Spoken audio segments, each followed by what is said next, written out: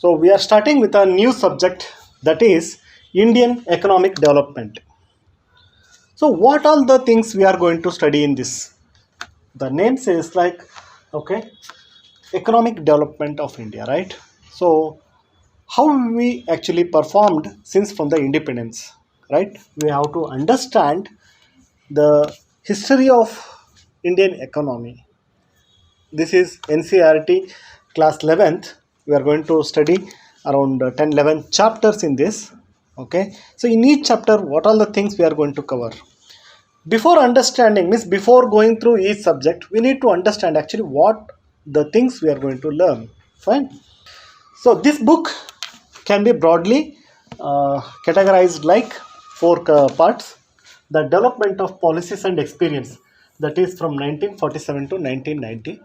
Later we are talking about the economic reform since 91. Why it is so? Why we are segregating like this? The economic development policies and experience up to 90, and after 91 why we are segregating this? Because after this period, that is after 1990, India went a reform, okay, which are famously known as LPG reforms, right? So the economic reforms since 1991, that we are going to study separately, and current challenges facing the Indian economy. All right. So it may be unemployment, it may be poverty, right? Educational issues. So what are the challenges? And in the last unit, we are going to talk about development experiences of India. That is, we are going to compare Indian economy with the neighbors like Pakistan and China.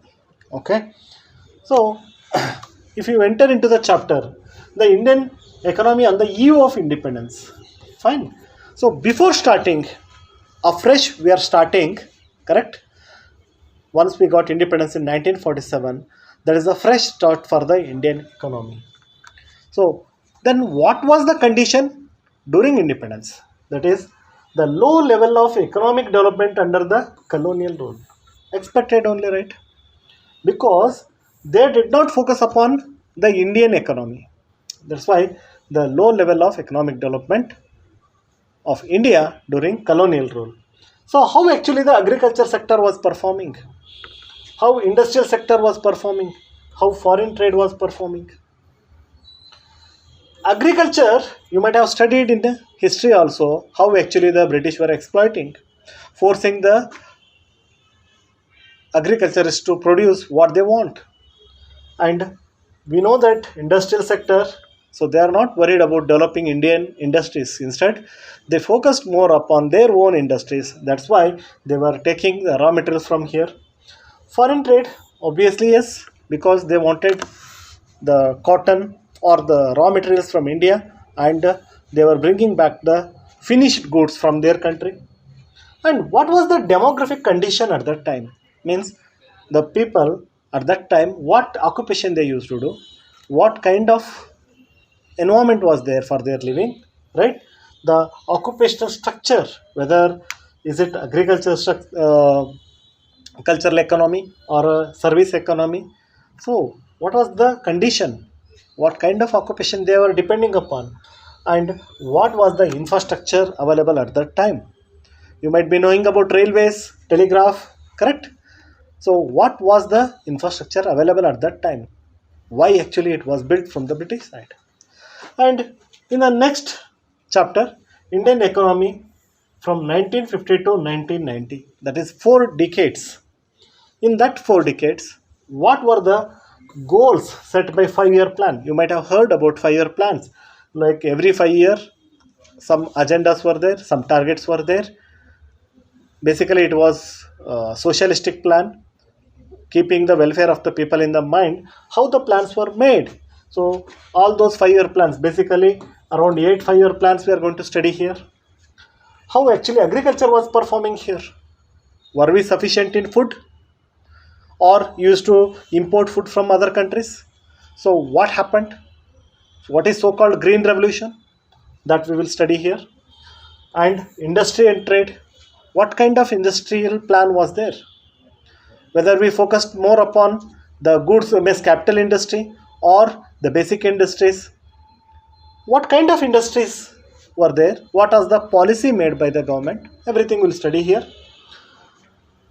And especially in this, the trade policy, that is import substitution policy. So let us stop all the imports. We'll start everything in India only. So whether it worked out or not, how was the performance? So that we will study here. Okay. And as I said in the third chapter, so mainly focus was on the reforms. That is, in 1991, India was in a bad shape, bad condition. We lacked the forex, that is, in order to pay the import, mainly we are taking oil from outside. So very, very low forex was there at that time. So how actually we have to overcome about it? So at that time government sought the help of IMF and World Bank, right? So then finally we went for the reforms, so that we readied ourselves to open up our economy. So that is called as liberalization, privatization, globalization. So earlier the strict rules, regulations were liberalized. Till then only government was taking care of all the activities. So now the privatization, and whole Indian economy was integrated with the rest of the world. So that is globalization. How actually it is helping presently, that everything we will understand, right? So Indian economy during the reform period, we need to do an assessment whether the liberalization helped or not, whether the privatization helped or not, whether the people are getting employment or getting the food they want, or the outside companies, the foreign companies are coming and setting up their industries here, benefiting Indians or not. All these things we'll study here. So an assessment will be carried out in this chapter. And when we are talking about the present challenges, as we discussed in the third unit, this third part basically, poverty. So every government comes and says like poverty elimination is our goal. So why poverty is not eliminated till now? Or can it be eliminated in future? The answer is no, because the standards of measuring poverty is keep on changing from time to time. So what is happening earlier, like only roti, kapda, makan. If you are having all these things, that is enough. Correct? That he is not poor. But are we applying the same standard now? Now education is there and entertainment is also there. So many parameters are added. So the poverty definition will be keep on changing. So we cannot eliminate poverty, but we can try to reduce or increase the standard of the people. So who are poor actually? So it is relative term, right? Okay, somebody may be having 1 crore and he feels like I'm poor. Somebody may be having 1 lakh and he feels like I'm rich. So who are the poor? Okay, how actually the poor people are identified? So as I said now, basic criteria. If he is having like food, clothing, shelter, education or entertainment. So if he is having all these things, okay, as per the government standard, not as per the individual standard. So how many poor are there in India? What are the reasons for poverty? What do you think? I think the psychology is the reason for poverty. But what do you think? Is it lack of opportunities or lack of resources? So what makes them poor? Is it lack of education? So think about it. We are going to discuss all those things in the individual chapters. And what are the policies and programs, okay, to alleviate this poverty? Poverty alleviation. What government has done till now? Has it not done like free food distribution or the employment creation programs? Fine. So what are the policies or the programs actually the government of India is doing to do alleviate the poverty? Poverty alleviation programs, a critical assessment. Has it helped the people? It is not about just launching a Mahatma Gandhi Rural Employment Guarantee Act, but whether it is reaching the people.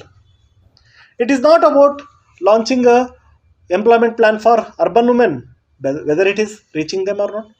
Assessment can be done in this poverty chapter. Human capital formation in India. We all know this. What is capital? Capital is something which can give you returns, right? If you are having a land, it will give you return. What do you mean by human capital? Human capital formation. Don't you think that an educated person is an asset? Higher the education, higher the returns he can give, right? Human capital formation in India, right? So we'll understand what is human capital. Can a person act like an asset, like a land, like a vehicle, correct? Like a stock. So what is human capital? Sources of human capital. So if you want to build a human capital, from where you can build? Is it through education? Or is it the options like migrating to cities or migrating to foreign countries? So what are the sources? Human capital and human development. Very interesting. So are they same or are they different? Can we consider human capital and human development as one and the same? Definitely there is a relation. So human development is possible only when he is a human capital. But it is also other way around. Like if government takes initiatives, the human development is possible. Anyway, that we will study in the chapter. What is the relation? Then state of human capital formation in India. Then to what extent the human beings, that is citizens of India, are being assets of the nation. What is the status of human capital formation? That we will study here. Then education sector, which plays a dominant role in formation of the human capital. So that we will analyze. And what are the future prospects with respect to human capital, with respect to India. So that we will study in this chapter. Okay. Next comes the chapter rural development. You might be knowing Gandhi always saw the future of India in villages. Correct? So in order to achieve that dream, we know that we have enacted the Panchayat Raj institution and urban local bodies. Our constitution is incorporating those things. How to achieve this rural development? First, what is that rural development?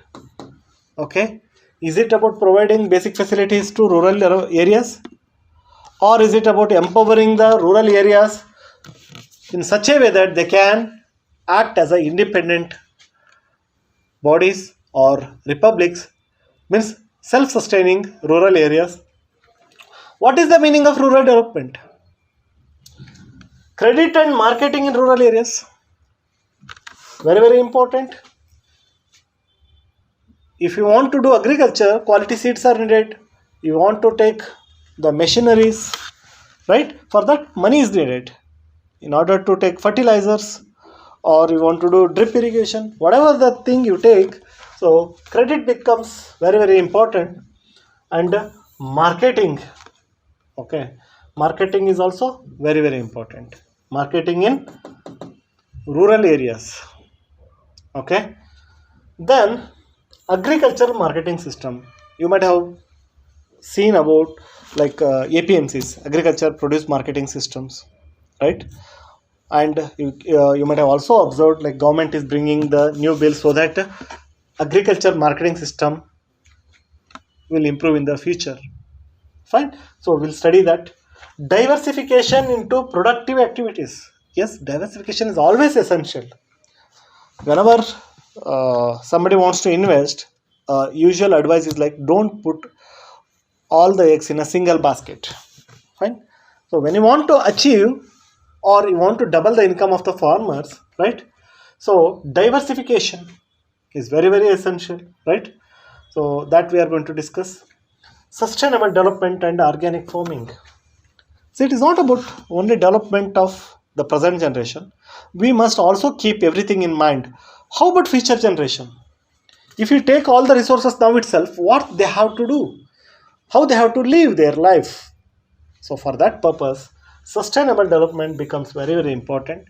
And also like organic farming, like we are seeing nowadays, how actually the farming, too much use of the chemical fertilizers is creating a lot of problem, not only for the health, but also for the environment. So for to tackle that, how organic farming is beneficial considering the rural development.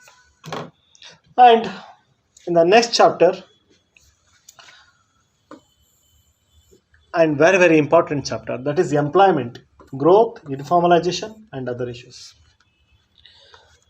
If a country has to grow, employment is very, very crucial, because this is the one which can ensure everyone can have their food confidently, because we cannot depend upon the government whatever it gives, so and how much it gives. If I want to be healthy, if I want to live, so for me only one solution is employment, because employment gives an opportunity to take care of the families.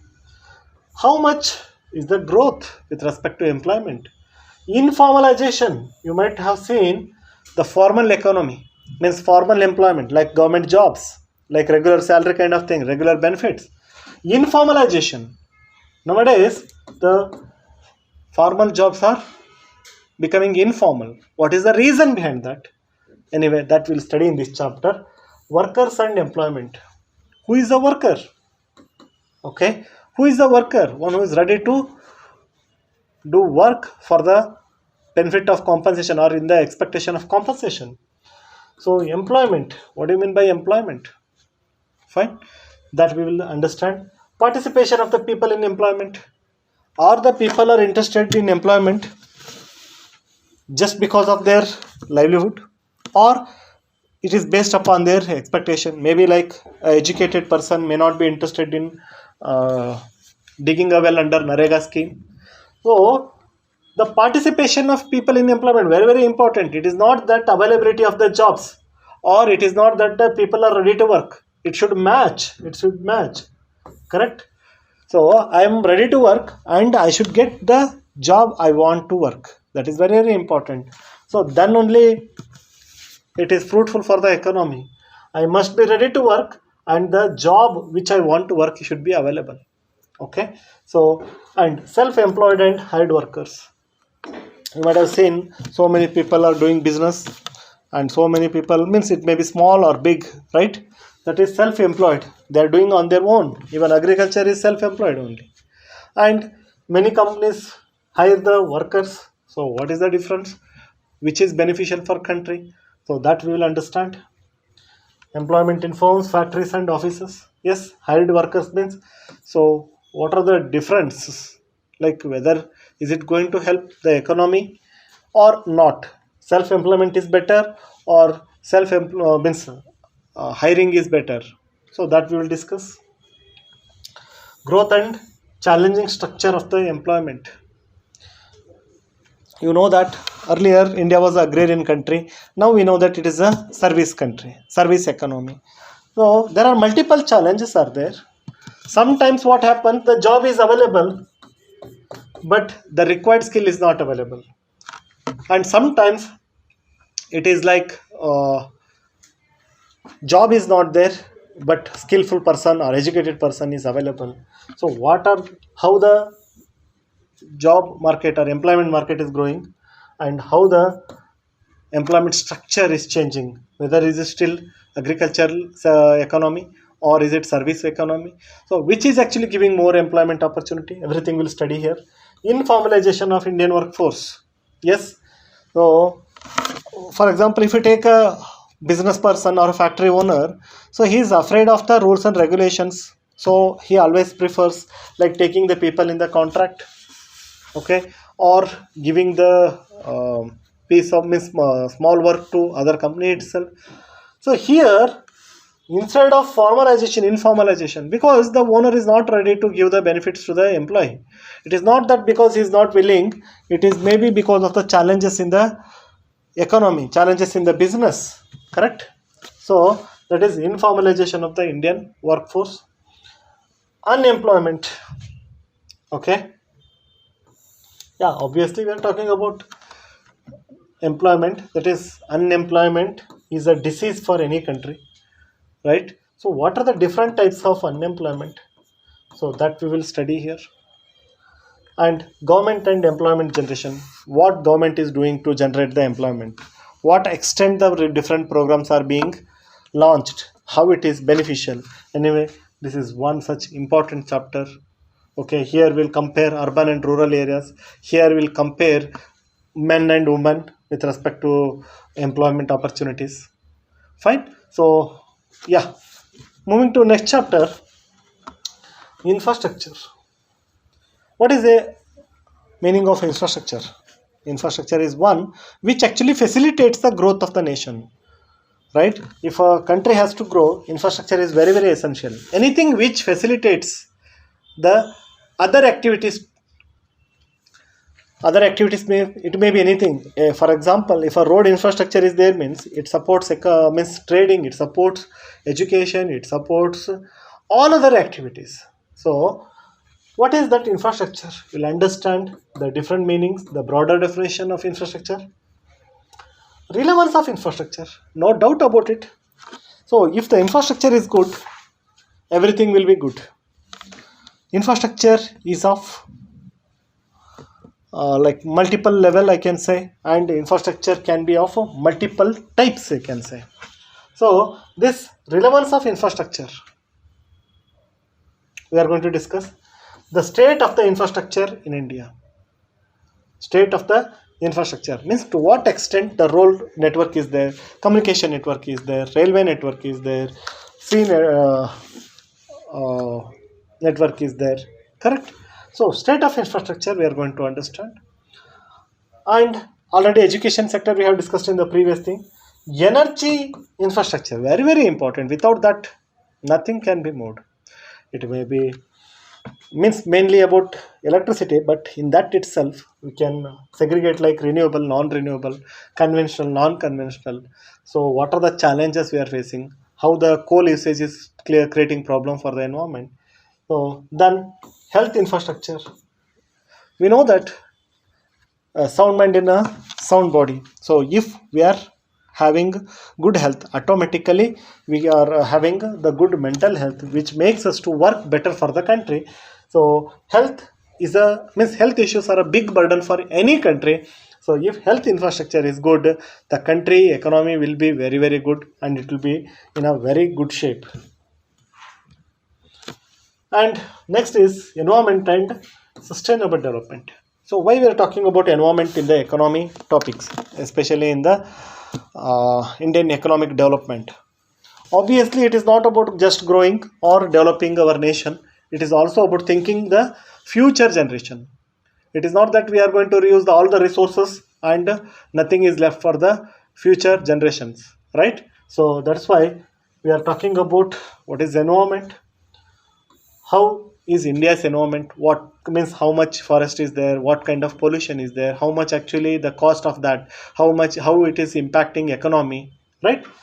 Sustainable development, already said, without compromising the future generation, how we can do the development in the present scenario, that we are going to discuss. Strategies for the sustainable development. So what are the different strategies we can adopt, so that we have to develop now also, and also keep all the resources for the future generation. So what are the things which help us to ensure a sustainable development, that we will discuss in this chapter. And at last, comparative development experience of India and its neighbors. India and its neighbors. So here we are going to see the developmental path. So how actually India started. So what happened in 1950s, what happened in 1980s, what happened in 1990s, and what is happening presently. That developmental path we are going to understand. Demographic indicators. Demographic indicators with respect to work, with respect to health. It may be like IMR, MMR, right? How much people are suffering due to diseases. What is the global burden of India with respect to diseases, right? Or what is the literacy level? All the demographic indicators we are going to understand. Gross domestic product and sectors. Yes, how our national income, GDP is nothing but national income. How the national income is performing like primary sector, secondary and tertiary sector. What is the contribution of each sector? Indicators of human development. Indicators are like human development indicators. We are basically talking about life expectancy. So if a person takes birth now, how long he can live? That is life expectancy. What is the education level? What is the education level? To what extent he is getting primary education, secondary education, quality education, and income level. How much actually he is earning, that is per capita income. How actually the citizens are performing, that indicators of human development. So we need to understand that.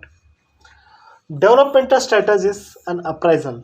So here when we are comparing with the neighboring countries, we are comparing all these indicators, whatever we discussed till now, mainly with Pakistan and China. So all the three countries started almost at the same time, but are at the different level in the present scenario. Why it happened? What was different with China? What was different with the Pakistan case? So that we will discuss in detail in that particular chapter. Okay. So like this, we are going to discuss all the 10 chapters in detail. The Indian economic development, those are studying 11th standard, for them also it's useful. Mainly we are discussing this in the angle of competitive exams, so which is very very essential. If you want to write good answers, the Indian economic development, that is the history of Indian economy, is very very important. So from the next session we will be discussing each chapter in detail. Thank you.